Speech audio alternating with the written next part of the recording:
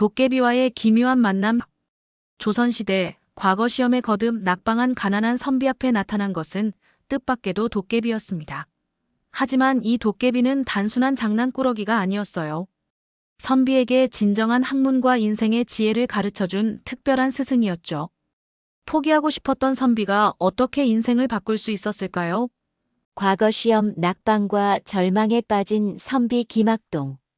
조선 중종 20년 한양에는 가을바람이 쓸쓸하게 불고 있었습니다. 성균관 근처의 작은 하숙집에서 김학동이라는 28살의 선비가 깊은 한숨을 내쉬고 있었습니다.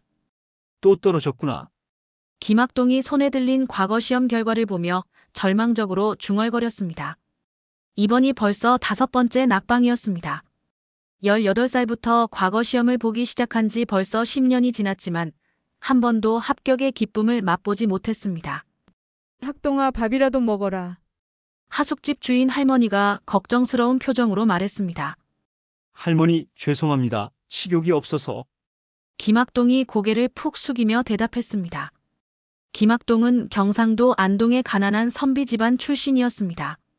어려서부터 총명하다는 소리를 들으며 자랐고 마을 사람들의 기대를 한 몸에 받으며 한양으로 올라왔습니다. 하지만 현실은 생각보다 훨씬 냉혹했습니다.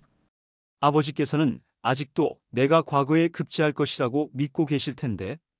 김학동이 고향에서 온 편지를 읽으며 눈물을 흘렸습니다. 편지에는 아버지의 격려와 어머니의 안부가 담겨 있었습니다. 가난한 형편에도 불구하고 아들의 공부를 위해 몇 안 되는 재산을 팔아 학비를 보내주시는 부모님의 마음이 느껴져서 더욱 마음이 아팠습니다. 이제 정말 포기해야 하는 건 아닐까? 김학동이 책상 위에 쌓인 경서들을 바라보며 생각했습니다. 함께 공부하던 친구들은 하나둘씩 과거의 급제에서 관직에 나가거나 좋은 혼처를 구해 결혼을 했습니다. 남은 것은 김학동 혼자뿐이었습니다. 내가 정말 공부에 재능이 없는 건 아닐까? 김학동이 자신을 의심하기 시작했습니다. 어려서부터 똑똑하다는 소리를 들으며 자란 자존심이 완전히 무너져 내렸습니다. 지금까지의 노력이 모두 헛된 것처럼 느껴졌습니다. 그날 밤 김학동은 고민 끝에 고향으로 돌아가기로 결심했습니다. 더 이상 부모님께 짐이 되고 싶지 않았습니다. 할머니, 내일 고향으로 돌아가겠습니다. 김학동이 하숙집 주인에게 말했습니다. 아이고, 학동아. 왜 그런 소리를 하니? 조금만 더 힘내보자. 할머니가 안타까워했습니다. 아닙니다.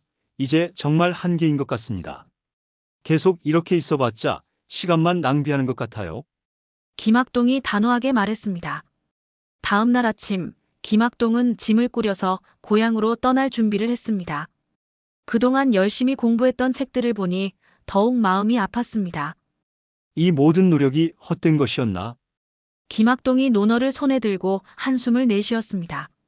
하숙집을 나서면서 김학동은 마지막으로 성균관을 한 번 더 보고 가기로 했습니다. 그곳에서 보낸 10년의 세월이 아쉬웠기 때문입니다. 성균관 앞에서 김학동은 오랫동안 서 있었습니다. 많은 추억이 담긴 곳이었습니다. 친구들과 함께 밤늦게 공부하던 일, 시험 보기 전 떨리는 마음으로 기도하던 일들이 주마등처럼 스쳐 지나갔습니다. 이제 정말 안녕이군. 김학동이 성균관을 향해 깊이 절을 올렸습니다. 그때 갑자기 뒤에서 목소리가 들렸습니다. 젊은 선비, 왜 그렇게 슬픈 표정을 하고 있는가? 김학동이 돌아보니 나이든 선비 하나가 지나가다가 말을 걸어온 것이었습니다. 별일 아닙니다. 김학동이 대충 대답하려 했지만 그 선비의 따뜻한 눈빛을 보니 속마음을 털어놓고 싶어졌습니다. 사실은 과거 시험에 계속 낙방해서 고향으로 돌아가려고 합니다. 김학동이 솔직하게 말했습니다. 그런가 참 안타까운 일이구나. 노선비가 고개를 끄덕였습니다. 하지만 젊은이, 진정한 학문은 과거 시험을 위한 것만이 아니라는 걸 아는가? 무슨 말씀이신지. 김학동이 의아해했습니다. 학문의 진정한 목적은 자신을 닦고 남을 이롭게 하는 것이네. 과거 시험은 그저 하나의 수단일 뿐이야. 노선비가 의미심장하게 말했습니다. 김학동은 그 말에 무언가 깊은 뜻이 있는 것 같았지만 실망감이 너무 커서 진지하게 받아들이지 못했습니다. 감사한 말씀이지만 저는 이제 정말 포기하기로 했습니다. 김학동이 고개를 숙이며 말했습니다. 노선비는 김학동을 안타깝게 바라보다가 말했습니다. 그렇다면 마지막으로 하나만 권하고 싶네.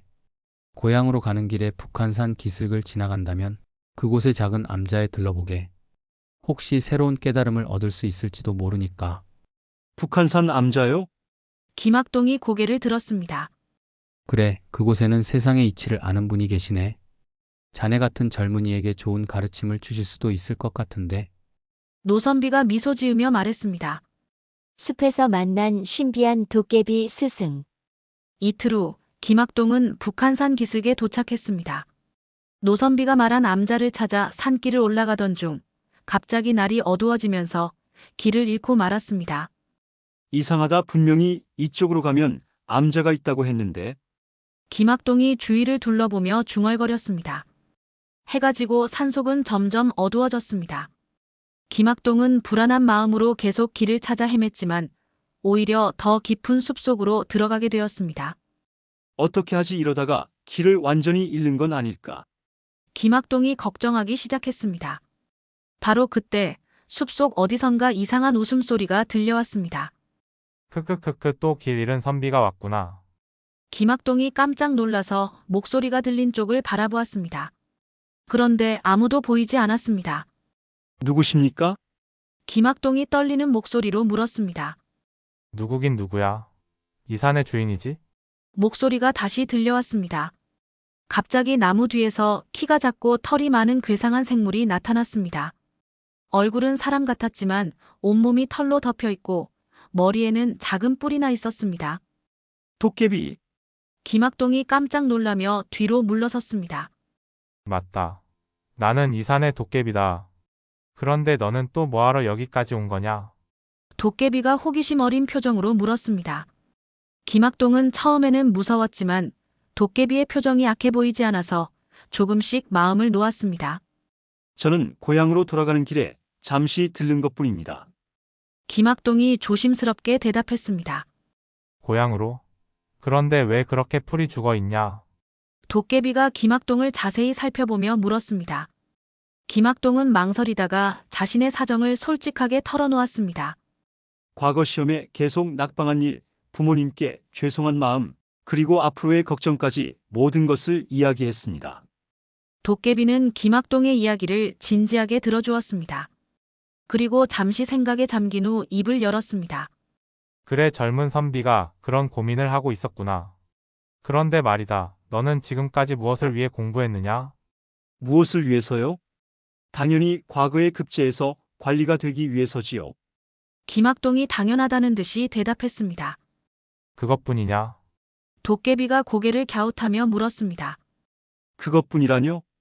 선비에게 과거 급제보다 중요한 일이 어디 있겠습니까? 김학동이 의아해했습니다. 도깨비가 큰 소리로 웃었습니다.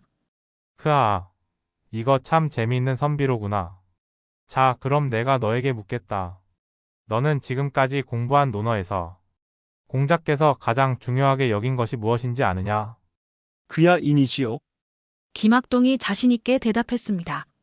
맞다. 그럼 인이 무엇이냐? 도깨비가 다시 물었습니다. 이는 사람을 사랑하는 마음이고 어진 마음입니다. 김학동이 대답했습니다. 그렇다. 그럼 너는 지금까지 그 인을 실천하며 살았느냐? 도깨비의 질문에 김학동은 말문이 막혔습니다. 김학동은 지금까지 인에 대해서는 책으로만 배웠지 실제로 실천해 본 적이 거의 없다는 것을 깨달았습니다. 오직 시험에 나올 지식으로만 여겼을 뿐이었습니다. 저는 그런 생각을 해본 적이 없습니다. 김학동이 솔직하게 인정했습니다. 그래서 계속 시험에 떨어지는 거야. 도깨비가 무릎을 치며 말했습니다. 학문은 머리로만 하는 것이 아니라 마음으로, 몸으로 해야 하는 거란다. 김학동은 도깨비의 말에 충격을 받았습니다. 지금까지 자신이 공부라고 생각했던 것이 진정한 학문이 아니었다는 뜻인가요? 그럼 어떻게 해야 하는 건가요? 김학동이 간절하게 물었습니다. 도깨비가 빙긋이 웃었습니다. 그것을 알고 싶다면 나와 함께 지내보겠느냐? 내가 진정한 학문이 무엇인지 가르쳐 주겠다. 정말 그러실 건가요? 김학동의 눈에 희망의 빛이 돌았습니다. 물론이다. 하지만 조건이 있어. 나는 보통 스승과는 다르니까 내 방식을 따라야 한다. 그리고 절대 포기하지 말고 끝까지 해내야 해. 어떠냐? 도깨비가 진지한 표정으로 말했습니다. 김학동은 잠시 망설였습니다. 도깨비에게 배운다는 것이 조금 이상하긴 했지만 지금까지의 방법으로는 계속 실패만 했으니 새로운 시도를 해볼 만했습니다. 좋습니다. 가르쳐 주세요. 김학동이 도깨비에게 깊이 절을 올렸습니다. 크아. 좋아. 그럼 오늘부터 너는 내 제자다. 도깨비가 만족스럽게 웃었습니다. 그날부터 김학동은 도깨비와 함께 산속에서 지내게 되었습니다. 도깨비는 김학동을 위해 동굴 한편에 작은 거처를 마련해 주었습니다. 내일부터 본격적인 공부를 시작할 거다. 오늘은 푹 쉬어라. 도깨비가 말했습니다. 도깨비가 가르쳐준 진정한 학문의 의미. 다음 날 아침, 도깨비는 김학동을 일찍 깨웠습니다. 일어나라, 제자야. 오늘부터 진짜 공부를 시작한다. 도깨비가 신나게 말했습니다. 김학동은 책을 들고 공부할 준비를 했습니다. 하지만 도깨비는 뜻밖의 말을 했습니다. 책은 필요 없다. 오늘은 산 아래 마을에 내려가자. 마을에요? 공부를 하러 말인가요? 김학동이 의아해했습니다. 그렇다. 진정한 학문은 책상 위에만 있는 것이 아니란다. 도깨비가 김학동을 이끌고 산을 내려갔습니다. 마을에 도착하자 도깨비는 김학동에게 말했습니다. 자, 이제부터 너는 이 마을의 어려운 사람들을 도와줘야 한다. 그것이 오늘의 공부다. 어려운 사람들을 돕는 것이 공부라고요? 김학동이 고개를 갸웃했습니다. 맞다, 논어에서 공자께서 말씀하시지 않았느냐. 하기 싫지 불령여로 배우고 때때로 익히면 또한 기쁘지 아니한가. 여기서 습은 단순히 반복해서 읽는 것이 아니라 실천하는 것이다. 김학동은 도깨비의 말에 놀랐습니다. 도깨비가 경서에 대해 이렇게 깊이 알고 있을 줄은 몰랐습니다. 마을 입구에서 첫 번째로 만난 것은 무거운 짐을 지고 힘들어하는 할머니였습니다. 할머니, 어디까지 가십니까? 제가 도와드리겠습니다. 김학동이 다가가서 말했습니다. 아이고 고맙다. 시장까지만 가면 되는데. 할머니가 감사해했습니다. 김학동은 할머니의 짐을 대신 들어주었습니다. 생각보다 훨씬 무거웠습니다. 할머니께서는 혼자 사십니까?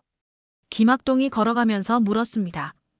그렇지 늙은 몸으로 이런 일도 해야 하니 참 힘들구나. 할머니가 한숨을 내쉬었습니다. 김학동은 할머니의 사정을 들으며 마음이 아팠습니다. 지금까지 자신은 책상에서만 공부했지 이런 현실을 제대로 보지 못했다는 것을 깨달았습니다. 시장에서 할머니와 헤어진 후 도깨비가 김학동에게 물었습니다. 어떤 기분이냐? 마음이 아프면서도 뭔가 뿌듯한 기분입니다. 김학동이 솔직하게 대답했습니다. 바로 그거다. 그것이 진정한 인을 실천하는 기쁨이야. 도깨비가 고개를 끄덕였습니다. 그 다음에는 논에서 일하다가 다친 농부를 도와주었습니다. 김학동은 농부를 업고 의원에게 데려다 주었습니다. 선비님 고맙습니다. 선비님 같은 분이 계셔서 우리 같은 백성들이 힘을 얻습니다. 농부가 진심으로 감사를 표했습니다. 김학동은 그 말을 듣고 가슴이 뭉클했습니다. 지금까지 관리가 되면 백성들을 다스려야 한다고만 생각했는데 실제로는 백성들을 섬기는 것이라는 걸 깨달았습니다. 저녁이 되어 산으로 돌아온 김학동은 하루 종일의 경험을 정리해 보았습니다. 스승님, 오늘 정말 많은 것을 배웠습니다. 김학동이 도깨비에게 말했습니다. 그래, 무엇을 배웠는지 말해보거라. 도깨비가 관심 있게 들었습니다. 지금까지 저는 학문을 머리로만 했습니다. 인이 무엇인지, 의가 무엇인지 말로는 알고 있었지만 실제로 실천해 본 적이 없었어요. 오늘 어려운 분들을 도와드리면서 진정한 기쁨이 무엇인지 알 것 같습니다. 도깨비가 만족스럽게 웃었습니다. 훌륭하다. 그럼 이제 진짜 질문을 하나 하겠다. 너는 왜 관리가 되고 싶어 했느냐? 김학동은 잠시 생각해 보았습니다. 처음에는 출세하고 부귀영화를 누리고 싶어서였습니다. 하지만 지금은 생각이 바뀌었어요. 관리가 된다면 오늘 만난 분들 같은 어려운 백성들을 도와야겠다는 생각이 듭니다. 바로 그거야. 진정한 선비는 자신의 이익이 아니라 백성들의 이익을 생각해야 한다. 대학에서 말하는 수신제가 치국 평천하의 진정한 의미가 바로 그것이지. 김학동은 깊이 감동받았습니다. 도깨비의 가르침은 그동안 들어본 어떤 스승의 말보다도 깊이 있고 실용적이었습니다. 그럼 내일은 뭘 배울까요? 김학동이 기대에 찬 목소리로 물었습니다. 내일은 지혜에 대해 배워보자. 진정한 지혜가 무엇인지 말이야. 도깨비가 의미심장하게 말했습니다. 김학동은 그날 밤 오랜만에 희망을 품고 잠자리에 들었습니다. 비로소 자신이 나아갈 길을 찾은 것 같았습니다. 다음 날부터 도깨비는 김학동에게 다양한 가르침을 주었습니다. 때로는 나무꾼과 함께 나무를 하며 노동의 가치를 배우게 했고, 때로는 아이들을 가르치며 교육의 기쁨을 느끼게 했습니다.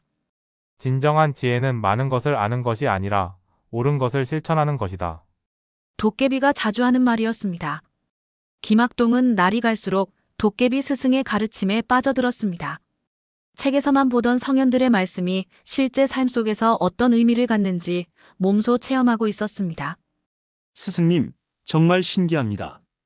똑같은 논어 구절인데 이제야 진짜 의미를 알 것 같아요. 김학동이 감탄하며 말했습니다. 그렇지. 학문은 삶과 분리된 것이 아니란다. 삶이 곧 학문이고 학문이 곧 삶이야. 도깨비가 흐뭇하게 웃었습니다. 새로운 깨달음과 마음가짐의 변화. 한 달이 지나자 김학동의 마음가짐은 완전히 달라져 있었습니다. 예전에는 과거 급제만을 목표로 했다면 이제는 진정한 학문의 즐거움을 알게 되었습니다. 어느 날 도깨비가 김학동에게 특별한 과제를 주었습니다. 오늘은 마을에서 가장 어려운 문제를 하나 해결해 보거라. 단, 돈이나 권력을 사용하지 말고 오직 지혜만으로 말이야. 김학동은 마을을 돌아다니며 어떤 문제가 있는지 살펴보았습니다. 그러던 중 두 농부가 논 경계 문제로 다투는 것을 발견했습니다. 이 논은 원래 우리 집 것이야.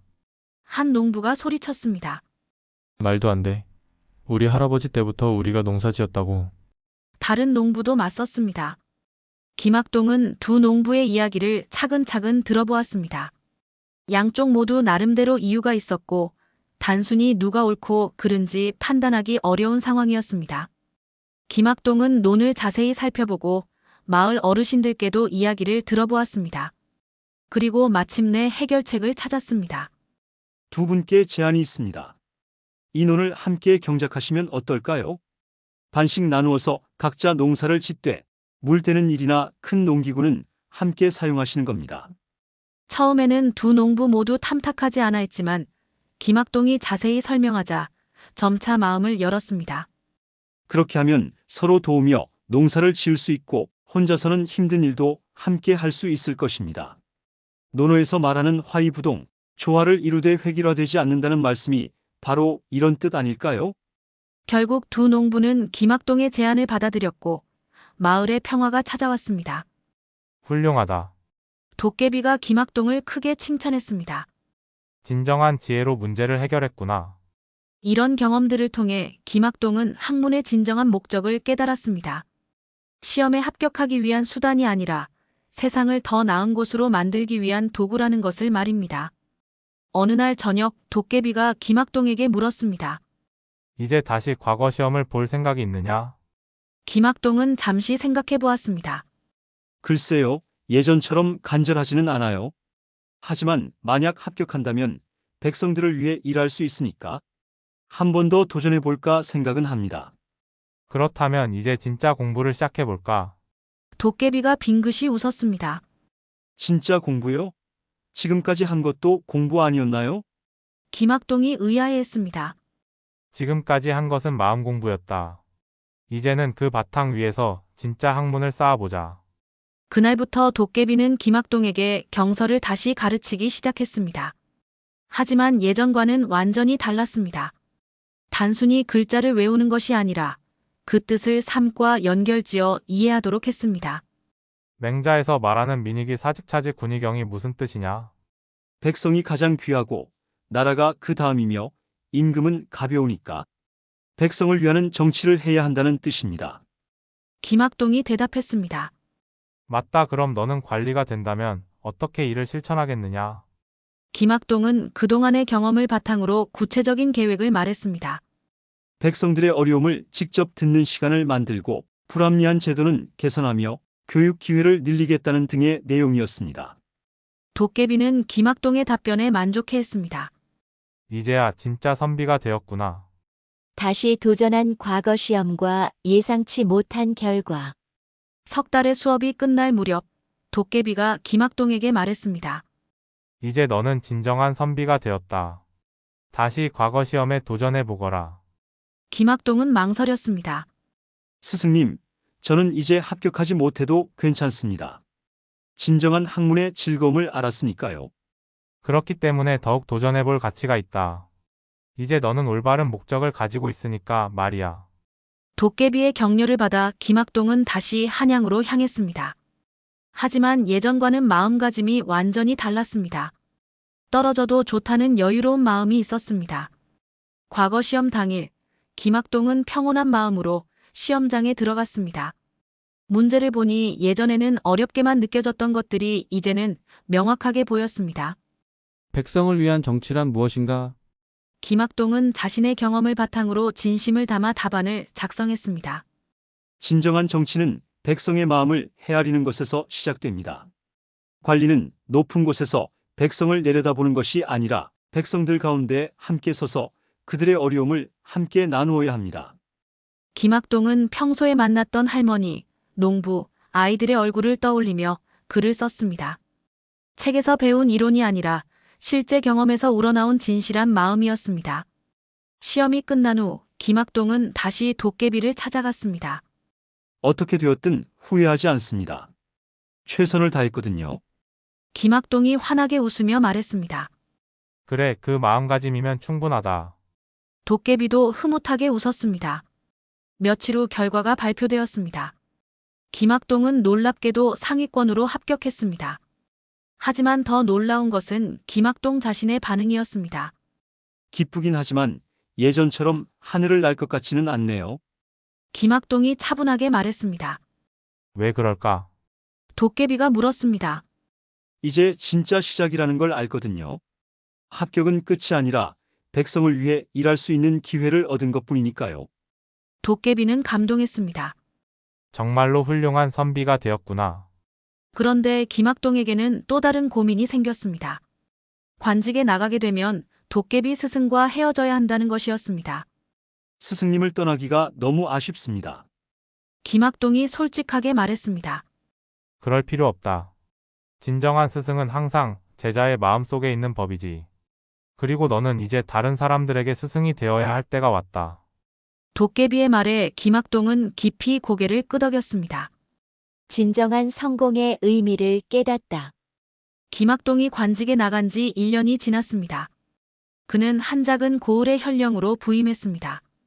처음에는 기존 관리들이 젊은 현령을 우습게 보기도 했지만 김학동의 진심 어린 행정을 보고 점차 마음을 열었습니다. 김학동이 가장 먼저 한 일은 백성들을 직접 만나는 것이었습니다. 도깨비 스승에게 배운 대로 백성들 가운데 서서 그들의 이야기를 들었습니다. 현령님께서 직접 우리를 찾아오시다니. 농민들이 감동해했습니다. 김학동은 고을의 크고 작은 문제들을 하나씩 해결해 나갔습니다. 물 부족 문제는 새로운 저수지를 만들어 해결했고 아이들 교육 문제는 서당을 늘려서 해결했습니다. 특히 가난한 집 아이들도 공부할 수 있도록 무료 교육을 실시했습니다. 김학동은 직접 아이들을 가르치기도 했습니다. 선생님, 저희 같은 아이들도 과거 시험을 볼 수 있을까요? 한 아이가 물었습니다. 물론이지 하지만 과거 시험이 전부는 아니란다. 가장 중요한 것은 착한 마음을 가지고 다른 사람을 도우며 사는 것이야. 김학동이 도깨비 스승의 가르침을 그대로 전해주었습니다. 어느 날 김학동은 깜짝 놀라운 소식을 들었습니다. 상급관청에서 그의 행정 능력을 높이 평가해서 더 큰 고을로 승진 발령이 난 것이었습니다. 축하합니다, 현령님. 관리들이 기뻐했습니다. 하지만 김학동은 복잡한 심정이었습니다. 승진은 기쁘지만 이곳 백성들과 헤어지는 것이 아쉬웠습니다. 현령님 가지 마세요. 백성들이 떠나지 말라고 애원했습니다. 걱정하지 마세요. 제가 없어도 여러분들은 이미 서로 돕는 법을 배우셨잖아요. 그리고 새로 오시는 현령님께도 제가 여러분들에 대해 잘 말씀드릴게요. 김학동이 떠나는 날, 온 고을 사람들이 나와서 배웅했습니다. 많은 사람들이 눈물을 흘렸습니다. 현령님 같은 분을 만날 수 있어서 정말 행복했습니다. 한 할머니가 김학동의 손을 꽉 잡으며 말했습니다. 김학동도 눈물을 흘렸습니다. 진정한 성공이 무엇인지 깨달은 순간이었습니다. 새로운 고을로 가는 길에 김학동은 다시 북한산을 지나게 되었습니다. 도깨비 스승을 만나고 싶어서 산속으로 들어갔습니다. 스승님, 김학동이 도깨비를 찾아 불렀습니다. 오, 제자가 왔구나. 도깨비가 반갑게 나타났습니다. 김학동은 지난 1년간의 이야기를 모두 들려주었습니다. 어떻게 백성들을 위해 일했는지, 어떤 보람을 느꼈는지, 그리고 승진한 이야기까지 모든 것을 말했습니다. 훌륭하다. 이제야 진정한 성공이 무엇인지 알았구나. 도깨비가 흐뭇하게 웃었습니다. 네, 스승님 진정한 성공은 높은 자리에 오르는 것이 아니라 다른 사람들을 행복하게 만드는 것이라는 걸 깨달았습니다. 그렇다. 그리고 너는 이미 그것을 해내고 있어. 참 자랑스럽다. 김학동은 도깨비 스승에게 깊이 절을 올렸습니다. 스승님이 가르쳐 주신 덕분입니다. 아니라 이미 내 마음 속에 있던 것을 내가 깨워준 것뿐이야. 앞으로도 그 마음을 잃지 말거라. 그날 밤 김학동은 도깨비와 함께 마지막 밤을 보냈습니다. 내일이면 새로운 임지로 떠나야 했습니다. 스승님, 정말 감사했습니다. 스승님을 만나지 못했다면 저는 아직도 책상 앞에서 혼자 끙끙거리고 있었을 거예요. 너는 이제 혼자가 아니다. 어디를 가든 내가 도운 사람들, 내가 가르친 아이들이 있으니까 말이야. 그리고 언젠가는 너도 누군가에게 스승이 될 것이다. 다음 날 아침 김학동이 떠날 때 도깨비가 마지막 선물을 주었습니다. 이건 특별한 벼루다. 이 벼루로 쓴 글은 사람들의 마음을 움직이는 힘이 있을 거야. 김학동은 소중히 받아 품에 안았습니다. 몇 년 후 김학동은 조선에서 가장 존경받는 관리 중 한 명이 되었습니다. 그가 다스린 고을마다 백성들의 삶이 나아졌고 그가 기른 제자들도 각지에서 훌륭한 일을 하고 있었습니다. 어느 날 김학동은 옛날 자신처럼 절망에 빠진 젊은 선비를 만났습니다. 과거 시험에 또 떨어졌습니다. 이제 정말 포기해야 할까요? 김학동은 그 선비에게 미소 지으며 말했습니다. 젊은 친구, 진정한 학문은 과거 시험을 위한 것만이 아니라는 걸 아는가? 혹시 시간이 있다면 나와 함께 마을에 내려가 보지 않겠나? 그렇게 김학동은 도깨비 스승이 자신에게 그랬듯이 다른 사람에게 진정한 학문의 길을 가르쳐주기 시작했습니다. 여러분, 어우야담에 전해지는 이 따뜻한 이야기 어떠셨나요? 과거 급제가 인생의 전부라고 생각했던 선비가 도깨비 스승을 만나 진정한 성공의 의미를 깨달아가는 성장기였습니다. 시험 점수나 출세가 아니라 다른 사람을 위해 사는 것이 진정한 성공이라는 교훈이 마음에 와 닿네요. 요즘 같은 경쟁 사회에서도 꼭 필요한 지혜인 것 같습니다. 다음 영상에서는 조선시대의 또 다른 감동적인 이야기로 찾아뵙겠습니다. 구독과 좋아요, 그리고 여러분의 따뜻한 댓글 부탁드려요.